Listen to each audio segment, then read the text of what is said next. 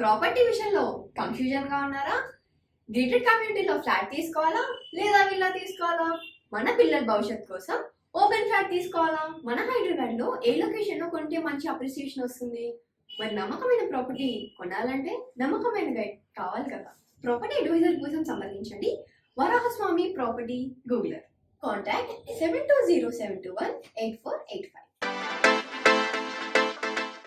ఓం మహాగణాధిపతయే నమః.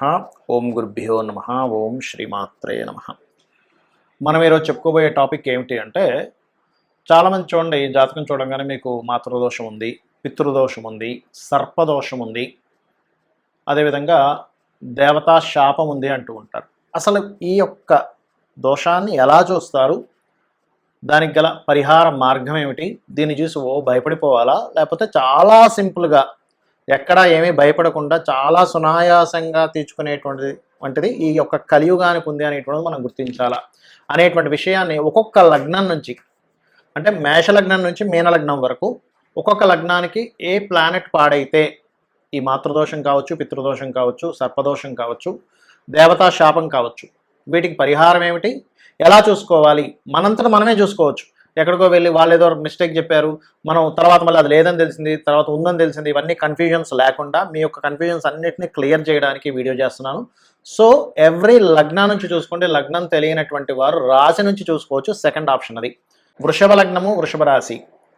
మీకు పితృదోషం అనేటువంటిది కేవలం చంద్రుడు మాత్రమే కాకుండా రవి వల్ల కూడా వస్తుంది, గుర్తుపెట్టుకోండి. అంటే రవి యొక్క స్థానంలో పాపగ్రహాలు ఉండడం వల్ల వృషభ లగ్నం వారికి ఒకవేళ ఉదాహరణకి శని రాహువులు ఉన్నారు రవి యొక్క సైన్లో, అంటే వృషభంలో చతుర్థ స్థానంలో, పితృస్థానంలో, మాతృస్థానమై పితృ సంబంధించిన రాశుల్లో ఉన్నారు వెళ్ళి, అప్పుడు ఏమవుతుంది, రెండు రకాలుగా ఎఫెక్ట్ ఇస్తుంది. అది అంటే ఎలాగా, తల్లి కష్టపడము, తండ్రి అర్ధాంతరంగా ఇబ్బంది పడడం జరిగింది.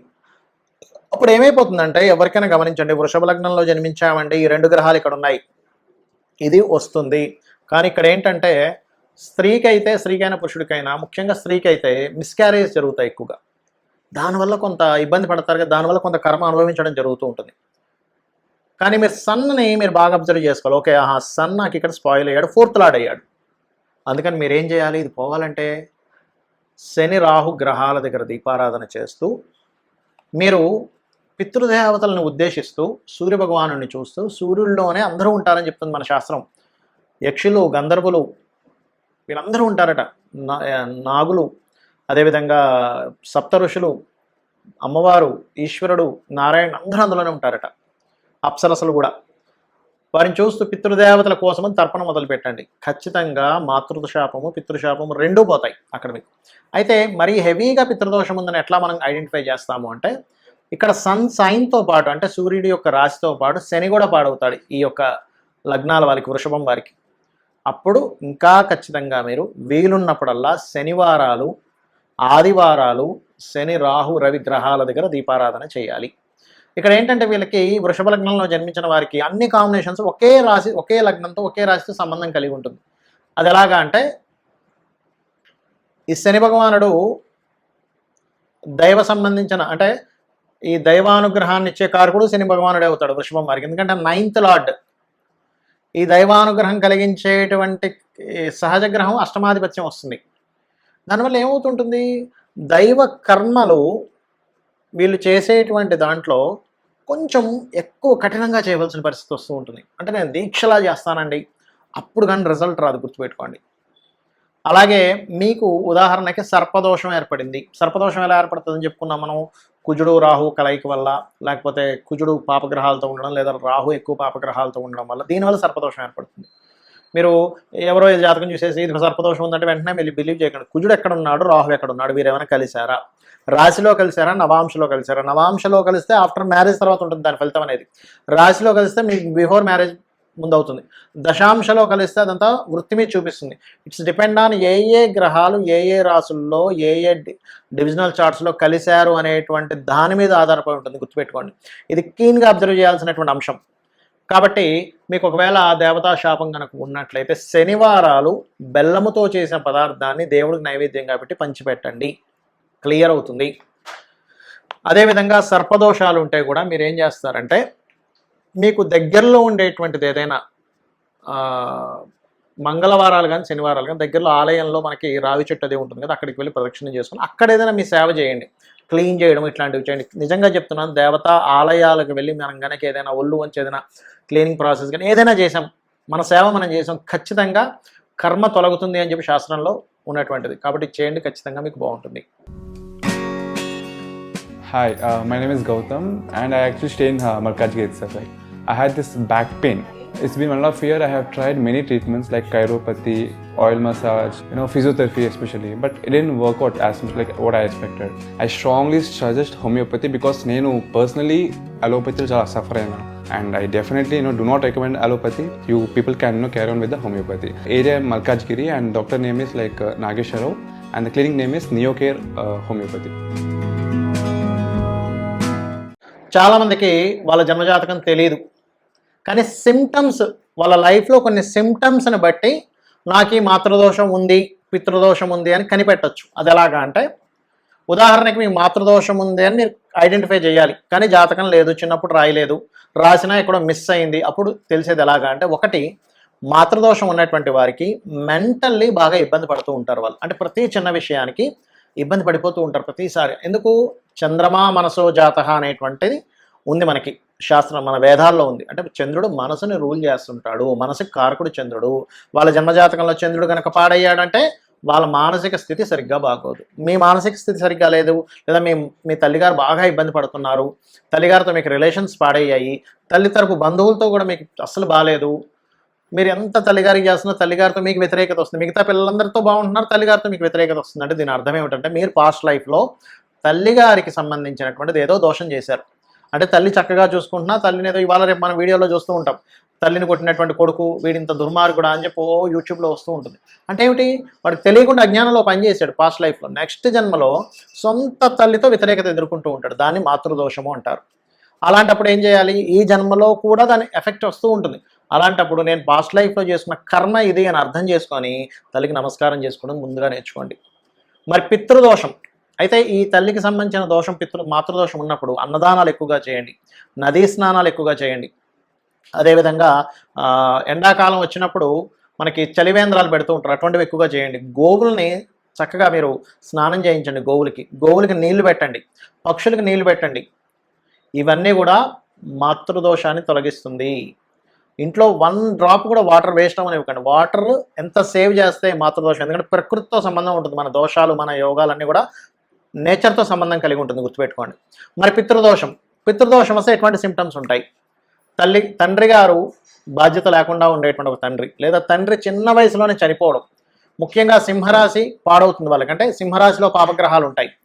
ఆ పితృదోషం ఎప్పుడు పోతుందంటే, వారికి స్త్రీ సంతానం కలిగితే పితృదోషం పోతుందండి. ఇదొక అద్భుతమైన ఇది. స్త్రీ సంతానం కలిగింది, వీళ్ళు ఎప్పుడైతే కన్యాదానం చేసేటువంటి యోగ్యత పొందుతారో, ఎందుకంటే కన్యాదానం వల్ల పితృదోషం పోతుంది.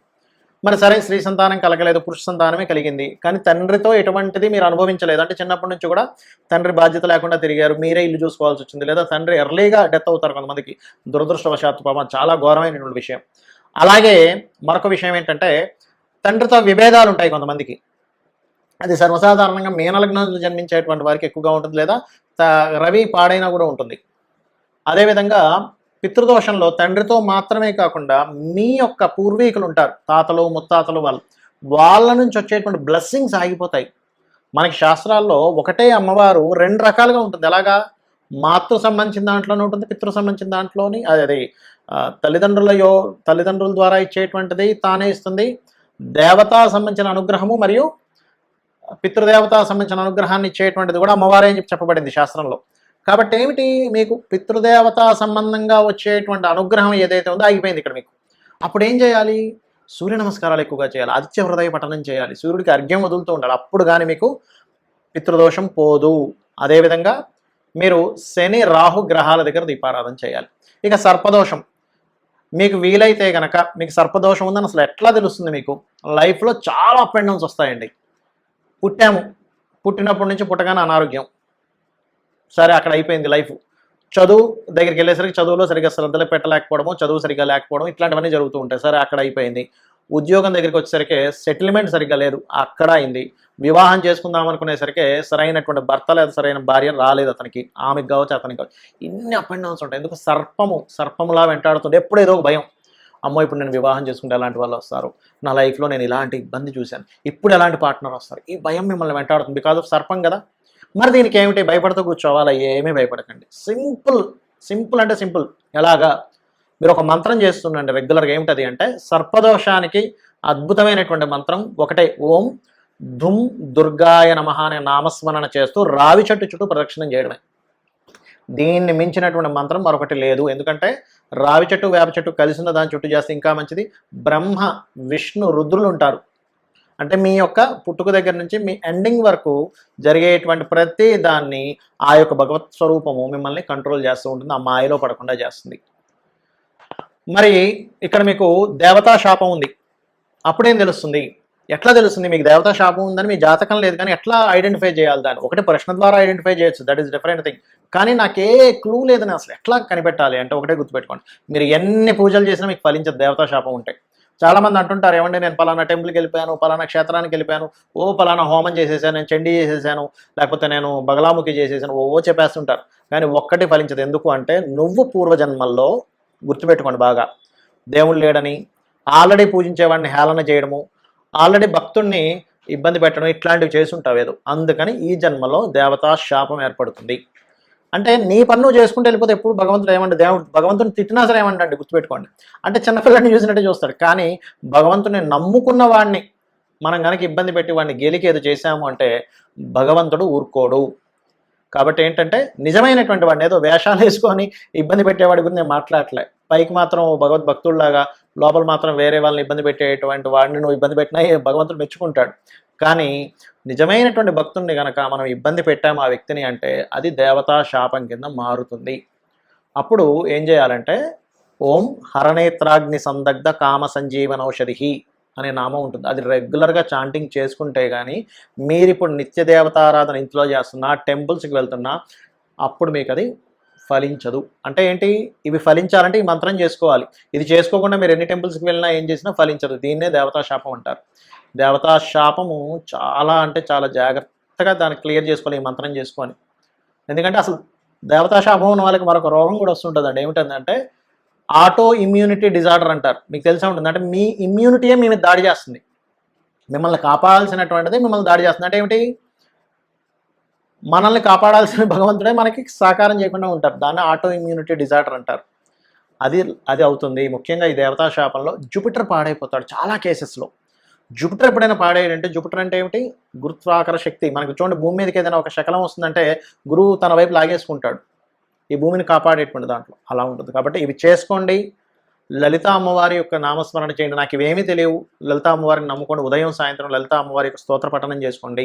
అమ్మ నాకు ఇవేమీ తెలియవు, పాపము పుణ్యము ఇవేమీ నాకు తెలియవు, నేను ఏదో అజ్ఞానం ఏదో చేస్తుంటాను, కానీ నా జన్మ ఇప్పుడు నేను మారడానికి నీ పాదాలు పట్టుకున్నాను, నేను నిన్నే నమ్ముకుంటున్నా, నువ్వు తప్ప నాకు మరొక ఇది లేదనుకోని మీ పని మీరు ధర్మంగా చేసుకుంటూ పోండి. ఖచ్చితంగా మీరు విజయాన్ని పొందుతారు. శ్రీమాత్రే నమః.